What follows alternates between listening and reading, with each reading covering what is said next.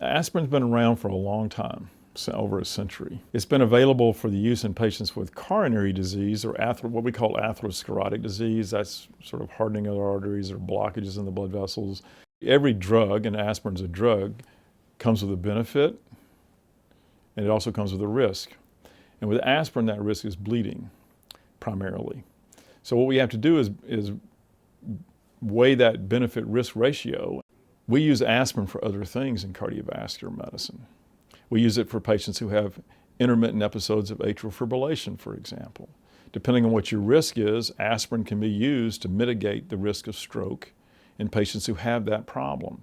That's not what's being addressed in these guidelines. And it's important that if you're on aspirin for that particular reason, that you have atrial fibrillation, you should stay on aspirin.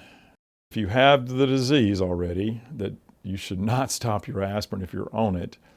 Patients who don't have manifest disease or overt disease, the conversation should be with your provider about starting aspirin. If you look at the guidelines that came out and the recommendations that came in that document, it's not just about aspirin. Aspirin is a small piece of the conversation, but in people, we all need to be more active. Many of us need to lose weight. We need to take better care of ourselves. We need to have a better diet. I think it's also important to remember when we come out with guidelines, guidelines are just that, they're guidelines. They're not absolutes. They require some discussion.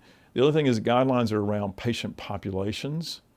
And when I'm sitting in front in my clinic seeing my patients, I'm taking care of that individual patient.